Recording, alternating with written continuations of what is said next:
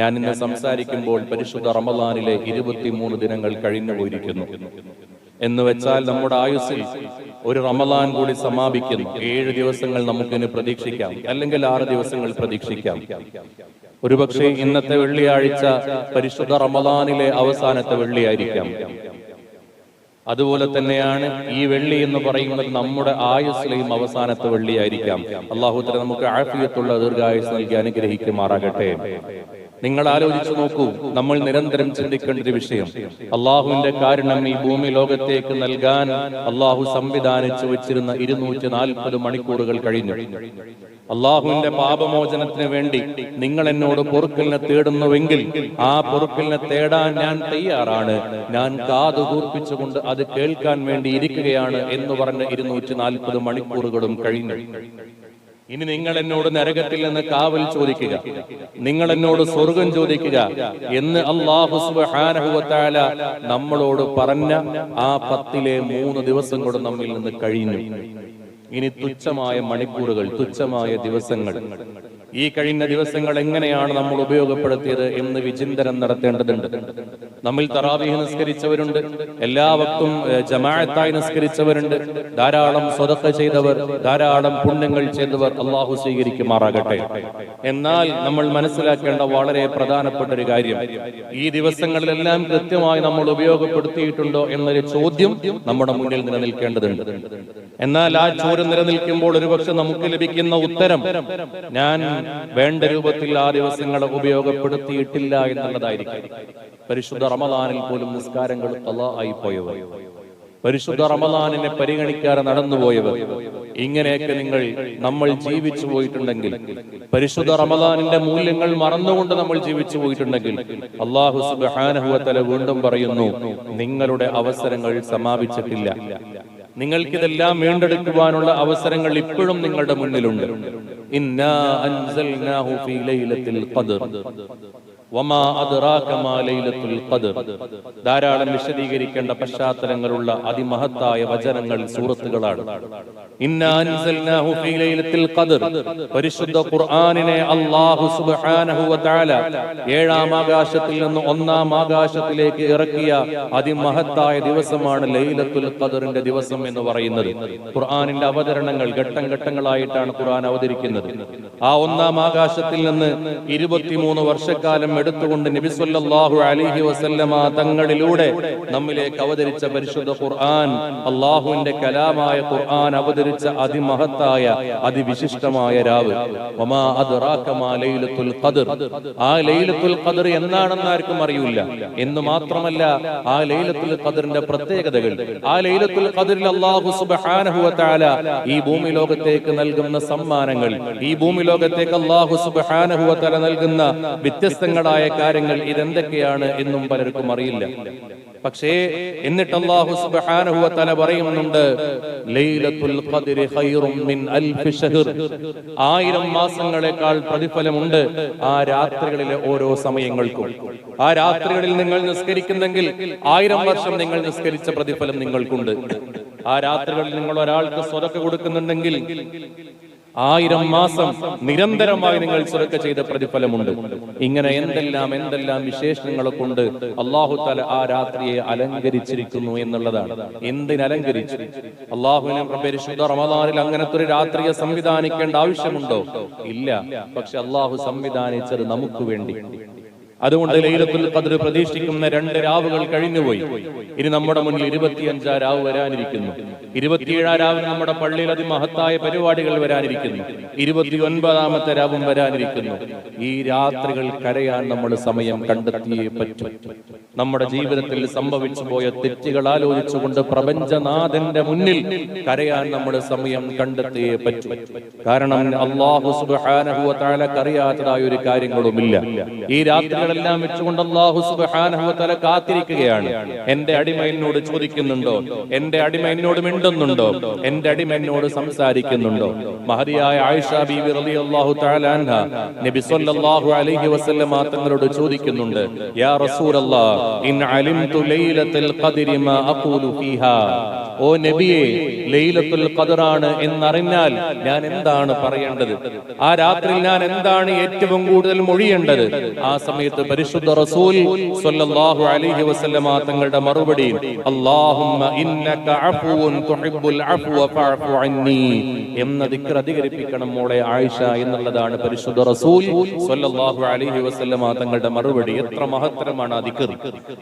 ഒരു ജീവിതകാലത്തെ വ്യത്യസ്തങ്ങളായ സമയങ്ങൾ ലഭിച്ചു, ആയുസ്സും ആരോഗ്യവും നമുക്ക് തോന്നിയ രൂപത്തിലേക്ക് വിനിയോഗിക്കപ്പെട്ടപ്പോൾ, നമുക്ക് തോന്നിയ രൂപത്തിലേക്ക് നമ്മൾ വിനിയോഗിച്ചപ്പോൾ അല്ലാഹു സുബ്ഹാനഹു വ തആല പറയുന്നു, നമുക്കും ബോധ്യമുണ്ട് നമ്മൾ ചെയ്ത പല പ്രവർത്തനങ്ങളും അല്ലാഹു പൊറുക്കാത്ത പ്രവർത്തനങ്ങളാണ്, മാപ്പ് ചെയ്യാത്ത പ്രവർത്തനങ്ങളാണ് നമ്മൾ ചെയ്തത് എന്ന ബോധ്യം നമുക്കുമുണ്ട്.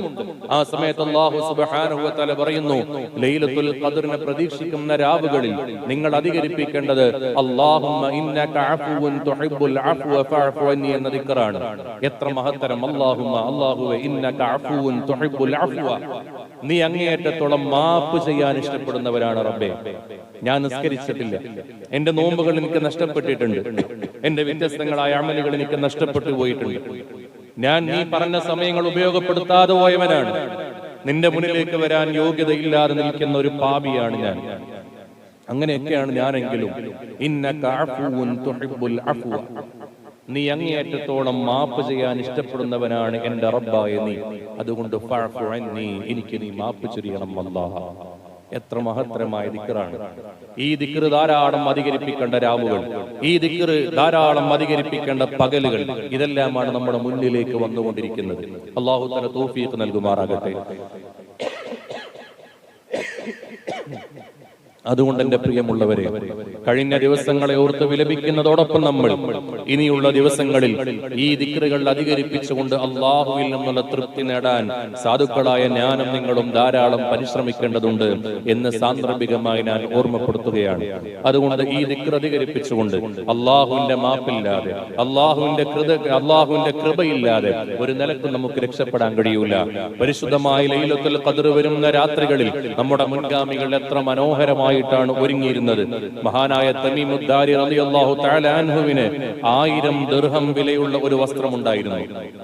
1000 ദിർഹം വിലയുള്ള ഒരു വസ്ത്രം, ഇന്നത്തെ 1000 അല്ല, അന്നത്തെ 1000 ദിർഹം വിലയുള്ള ഒരു വസ്ത്രം മഹാനായ തമീമുദ്ദാരി റളിയല്ലാഹു അൻഹുവിനുണ്ടായിരുന്നു. മഹാനവർകൾ ലൈലത്തുൽ ഖദ്ർ പ്രതീക്ഷിക്കുന്ന രാവിൽ ആ വസ്ത്രം ധരിക്കുന്നതാണ്. പെരുന്നാളിന്റെ രാവിൽ ധരിക്കുന്നു എന്നല്ല, ലൈലത്തുൽ ഖദ്ർ പ്രതീക്ഷിക്കുന്ന രാവിൽ ആ വസ്ത്രം ധരിക്കുന്നതാണ്. ലൈലത്തുൽ ഖദ്ർ പ്രതീക്ഷിക്കുന്ന രാവുകളിൽ മഹാനായ സാബിത്ത് റളിയല്ലാഹു അൻഹു, മഹാനായ ഹുമൈദ് റളിയല്ലാഹു തആല അൻഹു അവരെല്ലാം പള്ളിയിൽ സുഗന്ധപൂരിതമാക്കുമായിരുന്നു. പ്രത്യേകം പള്ളി തന്നെ അലങ്കരിക്കുമായിരുന്നു. ഈ രാത്രിയിൽ അള്ളാഹുവിന്റെ മലക്കുകൾ ഭൂമി ലോകത്തേക്ക് വരാനുള്ളതാണല്ലോ, അള്ളാഹുവിന്റെ റഹ്മത്ത് ഈ ഭൂമി ലോകത്തേക്ക് വരാനുള്ള രാത്രിയാണല്ലോ എന്ന് ആലോചിച്ചുകൊണ്ട് ആ രാത്രികളെ പ്രത്യേകമായി അലങ്കരിക്കുമായിരുന്നു.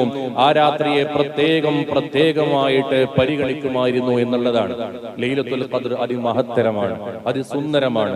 അതിനെ ഏതെങ്കിലും ഒരു രൂപത്തിലേക്ക് പരിഗണിച്ചുകൊണ്ട് ഈ രാത്രികളെങ്കിലും ഉപയോഗപ്പെടുത്തിക്കൊണ്ട് വിജയിക്കാൻ നമുക്ക് സാധിക്കേണ്ടതുണ്ട്.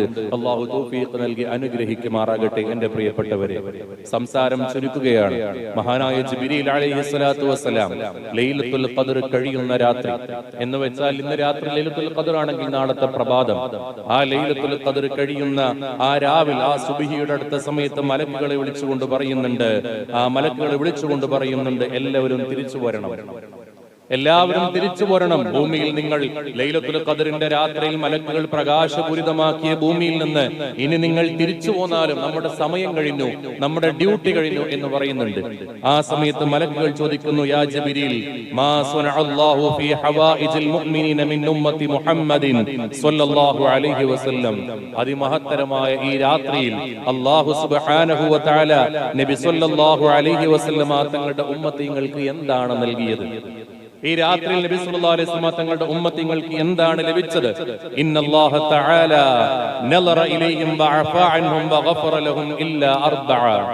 മനസ്സിലേക്ക് ആവർത്തിച്ചു വെക്കേണ്ട വാചകം. ഈ രാത്രിയിൽ അല്ലാഹു സുബ്ഹാനഹു വ തആല നബി സല്ലല്ലാഹു അലൈഹി വസല്ലം തങ്ങളുടെ ഉമ്മത്തിങ്ങളുടെ മുഖത്തേക്ക് നോക്കിയിരിക്കുന്നു. ഉമ്മത്തീങ്ങളിലേക്ക് നോക്കിയിരിക്കുന്നു, അവർക്ക് റഹ്മത്ത് ചൊരിഞ്ഞിരിക്കുന്നു, അവർക്ക് പാപമോചനം നൽകിയിരിക്കുന്നു, അവർക്ക് മാപ്പ് ചൊരിഞ്ഞിരിക്കുന്നു. ഇന്നത്തെ രാത്രിയിൽ ഇല്ലാ അർബഅ, 4 വിഭാഗത്തിനൊഴികെ. ആലോചിച്ചു നോക്കൂ നിങ്ങൾ, ലോകത്ത് മുഴുവനും എല്ലാ സ്ഥലങ്ങളിലേക്കും അള്ളാഹുവിന്റെ മലക്കുകളെ ഇറക്കിക്കൊണ്ട് അതിമഹത്തരമായി സംവിധാനിക്കുന്ന, അള്ളാഹുവിന്റെ റഹ്മത്ത് പാരാവാരം പോലെ തുറന്നു വെച്ചിരിക്കുന്ന ഒരു രാത്രിയിൽ 4 വിഭാഗം ആളുകൾക്ക് അള്ളാഹു സുബ്ഹാനഹു വ തആലയുടെ നോട്ടം കിട്ടിയില്ല, അള്ളാഹുവിന്റെ റഹ്മത്ത് ലഭിച്ചില്ല, അള്ളാഹുവിന്റെ മാപ്പ് ലഭിച്ചില്ല, പാപമോചനം ലഭിച്ചില്ല. ആ സമയത്ത് ചോദിക്കുന്നു, മൻ ഹൗലാഇൽ അർബഅ, ആരാണ് ആ 4 വിഭാഗം? ഹതഭാഗ്യരെന്ന് വിശേഷിപ്പിച്ചാൽ ആ പദം തന്നെ അർത്ഥമില്ലാതെയായി പോകും. എല്ലാ മനുഷ്യർക്കും പുറത്തു കൊടുക്കുന്ന ആ രാത്രിയിൽ ഈ 4 വിഭാഗം മനുഷ്യർക്ക് പുറത്തു കൊടുക്കില്ലത്രേ. ആരാണ് ആ 4 വിഭാഗം ആളുകൾ? ആ സമയത്ത് പറയുന്ന 4 വിഭാഗത്തെ എണ്ണുകയാണ്. ഒന്നാമത്തെ മനുഷ്യൻ എന്ന് പറയുന്നത് മുദ്മിനു ഖംറിൻ, കള്ള് കുടിക്കുന്നവനാണ്, കള്ളുകുടിയിൽ നിന്ന് മാറി നിൽക്കാത്തവനാണ്. ചിലപ്പോൾ പകൽമാനായിരിക്കാം, രാത്രി സമയങ്ങളിൽ നന്നായി കള്ളു കുടിച്ചുകൊണ്ട് കൂതാടിക്കൊണ്ട് മോശത്തരങ്ങളായ പ്രവർത്തനങ്ങളിലേക്ക് നടന്നു ചെല്ലുന്നവനായിരിക്കാം. ഒന്നാമത്തെ മനുഷ്യൻ എന്ന് പറയുന്നത് കള്ളു കുടിക്കുന്ന മനുഷ്യനാണ്. എന്നെങ്കിലും ഒരിക്കൽ കള്ളു കുടിച്ചവനെ കുറിച്ചല്ല പറയുന്നത്, മദ്യപാനം ശീലമാക്കിയവൻ, എപ്പോഴോ കുടിച്ചുപോയി, പിന്നീട് ആ തിരിച്ചറിവ് വന്ന സമയത്ത് തൗബ ചെയ്തു അള്ളാഹുലേക്ക് മടങ്ങി, അവനെ കുറിച്ചല്ല. മറിച്ച് ഇപ്പോഴും കള്ളു കുടിച്ചുകൊണ്ടിരിക്കുന്നു, റമദാൻ കഴിഞ്ഞോട്ടെ തുടർന്നുകൊണ്ടിരിക്കണം, റമദാനിലും കുടിച്ചുകൊണ്ടിരിക്കുന്നു. അള്ളാഹു തആല കാത്തുരക്ഷിക്കുമാറാകട്ടെ. രണ്ടാമത്തെ ആളാരാണ്? മാതാപിതാക്കളെ ബുദ്ധിമുട്ടിപ്പിച്ചവനാണ്. മാതാപിതാക്കളെ ബുദ്ധിമുട്ടിപ്പിച്ചവൻ എന്നതിന്റെ വിശദീകരണത്തിൽ മഹത്തുക്കൾ പറയുന്നുണ്ട്, മരണപ്പെട്ടു പോയ അല്ലെങ്കിൽ ജീവിച്ചിരിക്കുന്ന ഉമ്മക്കും ഉപ്പക്കും ദുആ ചെയ്യാത്തവൻ വരെ ഈ പരിധിയിൽ വരും എന്നുള്ളതാണ്. അതുകൊണ്ടാണ് പരിശുദ്ധ ഖുർആൻ റബ്ബിർഹംഹുമാ കമാ റബ്ബയാനി സഗീറ എന്ന് പരിശുദ്ധ ഖുർആൻ പഠിപ്പിച്ചത്. മാതാപിതാക്കൾക്ക് വേണ്ടിയുള്ള ദുആ. ആ മാതാപിതാക്കളെ ബുദ്ധിമുട്ടിക്കുന്നവൻ, മാതാപിതാക്കളോട് ചേ എന്ന് പോലും പറയരുത് എന്ന് പറഞ്ഞിട്ട് ആ മാതാപിതാക്കളെ പരിഗണിക്കാതെ തന്റെ ഭാര്യയ്ക്ക്, തന്റെ മക്കൾക്ക്, തന്റെ ഇഷ്ടങ്ങൾക്ക് വേണ്ടി ഉമ്മയെയും ഉപ്പയെയും മാറ്റി നിർത്തിയവനാണ് രണ്ടാമത്തെ മനുഷ്യൻ. മൂന്നാമത്തെ മനുഷ്യനാരാണ്? മൂന്നാമത്തെ മനുഷ്യൻ എന്ന് പറയുന്നത് കുടുംബബന്ധം മുറിച്ചവനാണ്. കുടുംബബന്ധം മുറിച്ചവനാണ് മൂന്നാമത്തെ മനുഷ്യൻ. നാലാമത്തെ മനുഷ്യൻ ശത്രുത വെക്കുന്നവനാണ്. അവനോട് ശത്രുത വെച്ചുകൊണ്ട് അവനെ നശിപ്പിക്കണം, അവനെ തടയണം എന്ന് പറയുന്നവനാണ്. ഇതിന്റെ വിശദീകരണത്തിലാണ് മുഷാഹിൻ എന്ന് പറയുന്ന ഒരു വിഭാഗത്തിന് ഈ രാത്രിയിൽ പുറത്തു കൊടുക്കൂല എന്ന് പറയുമ്പോൾ ചോദിക്കുന്നുണ്ട്, ആരാണ് മുഷാഹിൻ? ആരാണ് മുഷാഹിൻ? മുഷാഹിൻ കുടുംബബന്ധം മുറിച്ചുകൊണ്ട് ഉള്ളവനാണ് ഒരുത്തൻ. മറ്റൊന്ന് മുഷാഹിനാണ്. ആരാണ് മുഷാഹിൻ എന്ന് ചോദിച്ചപ്പോൾ മറുപടി പറയുന്നത്, മുഷാഹിൻ എന്ന് പറയുന്നത് ഹുവൽ മുസാരിം, അവൻ മുസാരിമാണ്. എന്ന് വെച്ചാൽ നമ്മൾ മനസ്സിലാക്കണം, അല്ലദീ ലാ യുകല്ലിമു അഖാഹു ഫൗഖ സലാസതി അയ്യാം, 3 ദിവസത്തേക്കാൾ കൂടുതൽ തന്റെ സഹോദരനോട് മിണ്ടാത്തവനാണ് മുഷാഹിൻ എന്ന് പറയുന്നവൻ. അല്ലാഹു തആല കാത്തുരക്ഷിക്കട്ടെ. നിസാര കാര്യങ്ങൾക്ക് വേണ്ടി പിണങ്ങി നടന്നുകൊണ്ട് ജീവിക്കുകയാണെങ്കിൽ, നിസാര കാര്യങ്ങളുടെ പേരിൽ കുടുംബ ബന്ധം മുറിച്ചുകൊണ്ട് നടക്കുകയാണെങ്കിൽ നമ്മൾ മനസ്സിലാക്കണം, ലൈലത്തുൽ ഖദ്റിന്റെ രാത്രിയിൽ ഉടയ തമ്പുരാന്റെ മുന്നിലിരുന്ന് കരഞ്ഞുകൊണ്ട് ദുആ ചെയ്താൽ പോലും അല്ലാഹു സുബ്ഹാനഹു തആലയുടെ കാരുണ്യത്തിന്റെ നോട്ടം കിട്ടില്ല എന്ന് മനസ്സിലാക്കണം. അതുകൊണ്ട് മദ്യപാനം നിർത്തുക, കുടുംബ ബന്ധങ്ങൾ മുറിക്കുന്ന ശീലം ഇല്ലാണ്ടാക്കുക, മറ്റുള്ളവരെ തമ്മിൽ തല്ലിപ്പിക്കുന്ന ശീലവുമായി മുന്നോട്ട് പോകുന്നുണ്ടെങ്കിൽ ലൈലത്തുൽ ഖദ്ർ എന്ന് പറയുന്ന രാത്രി നമുക്ക് അന്യമായി പോകും. മാതാപിതാക്കൾക്ക് വേണ്ടി ദുആ ചെയ്തുകൊണ്ടിരിക്കുക. ഈ 4 വിഭാഗത്തിൽ നമ്മളുണ്ടോ എന്നത് നിരന്തരമായി നമ്മളോട് ചോദിക്കുക. മറ്റൊരാളെ നമ്മൾ അടയാളപ്പെടുത്തുകയില്ല, അവൻ ഇങ്ങനെയാണ് എന്ന് പറഞ്ഞ് അടയാളപ്പെടുത്തുകയില്ല. ഞാൻ ഇതിലുണ്ടോ എന്നുള്ളതാണ്. നമ്മുടെ കുടുംബത്തിൽ ആരോടെങ്കിലും മിണ്ടാത്തവരുണ്ടെങ്കിൽ മിണ്ടിക്കൊള്ളണം. നൊന്തു പ്രസവിച്ച ഉമ്മയോട് മിണ്ടാത്തവർ, സഹോദരന്മാരും സഹോദരിമാരും പലപ്പോഴും മിണ്ടാറ് നടക്കുന്നവർ. ഇങ്ങനെ മിണ്ടാറ് നടന്നിട്ട് നിസ്കരിച്ചിട്ട് എന്ത് കാര്യം? പള്ളിയുടെ ഭാരവാഹിയായിട്ട് എന്ത് കാര്യം? നാട്ടിൽ നന്മയുടെ കാര്യങ്ങളിൽ മുൻപന്തിയിൽ നിന്നിട്ട് എന്ത് കാര്യം? ജനങ്ങളുടെ കണ്ണിലുണ്ണിയായിട്ട് നിനക്ക് എന്ത് കാര്യം? അള്ളാഹുവിന്റെ മുന്നിൽ നിനക്കൊരു സ്ഥാനവുമില്ല, നിനക്കൊരു വിലയുമില്ല. അങ്ങനെയുള്ള നീ എന്തിനാണ് പിന്നെ ഈ രൂപത്തിലേക്ക് നടക്കുന്നത്? അതുകൊണ്ട് എന്റെ പ്രിയപ്പെട്ട മുഅ്മിനീങ്ങളെ, ലൈലത്തുൽ ഖദ്ർ പ്രതീക്ഷിക്കുന്ന രാവിൽ പോലും അള്ളാഹുവിന്റെ കാരണം ലഭിക്കാത്തൊരു വിഭാഗം എന്ന് പറയുന്നത് പരസ്പരം മിണ്ടാത്തവനാണ്. ആ മിണ്ടാത്ത വിള്ളലുകൾ നമ്മൾ ഇല്ലാതെയാക്കിയേ പറ്റൂ. അതിനുള്ള ശ്രമങ്ങൾ നമ്മൾ ഉണ്ടാക്കിയേ തീരൂ. നബി സല്ലല്ലാഹു അലൈഹി വസല്ലം തങ്ങൾക്ക് ഏറ്റവും ഇഷ്ടപ്പെട്ട കാര്യം കുടുംബ ബന്ധങ്ങളെ പുലർത്തുന്നവനാണ്. കുടുംബ ബന്ധങ്ങളെ ശിഥിലമാക്കുന്നവൻ എന്നിൽപ്പെട്ടവനല്ലെന്ന് പരിശുദ്ധ റസൂൽ സല്ലല്ലാഹു അലൈഹി വസല്ലം തങ്ങൾ പഠിപ്പിച്ചിട്ടുണ്ടെങ്കിൽ എത്രയോ വഴല് കേട്ടില്ലേ? എത്രയോ രാത്രികളിലും പകലുകളിലും വഴല് കേട്ടില്ലേ? എന്നിട്ടും കൽബൊന്നും മാറിയില്ലല്ലോ. ആലോചിക്കുക, ഇന്നലെ ഉണ്ടായിരുന്ന പലരും ഇന്നില്ല, മിനിഞ്ഞാന്നുണ്ടായിരുന്ന പലരും ഇന്നില്ല. നാളത്തേക്ക് നമുക്കിതെല്ലാം ഒന്ന് തീർക്കാം എന്ന് കരുതി വെച്ചാൽ അന്നത്തേക്ക് നമ്മൾ ഉണ്ടാകണം എന്നില്ല. അതുകൊണ്ട് കഴിയുമെങ്കിൽ ഇന്ന് തന്നെ നമ്മളോട് പിണങ്ങിയവരോടൊന്ന് മിണ്ടുക, അവരോടൊന്ന് മിണ്ടാൻ വേണ്ടി ചെല്ലുക. ചിലപ്പോൾ മിണ്ടാൻ ചെല്ലുന്ന സമയത്ത് അവർ നമ്മളെ പരിഗണിച്ചില്ലെന്ന് വരാം. അങ്ങനെ വന്നാലും അള്ളാഹുവിനോട് നമുക്ക് പറയാം, എന്റെ ഭാഗം ക്ലിയർ ആണ്, ഞാൻ മിണ്ടാൻ വേണ്ടി പോയിട്ടുണ്ട്, മിണ്ടാൻ വേണ്ടി ഞാൻ ശ്രമിച്ചിട്ടുണ്ട്, പിന്നെയും മിണ്ടാത്തവൻ അവനാണ് എന്ന് പറഞ്ഞ അള്ളാഹുവിന്റെ മുന്നിൽ നമുക്ക് രക്ഷപ്പെടാനുള്ള ഒരു ഭാവമെങ്കിലും നമുക്ക് തുറക്കാൻ പറ്റും.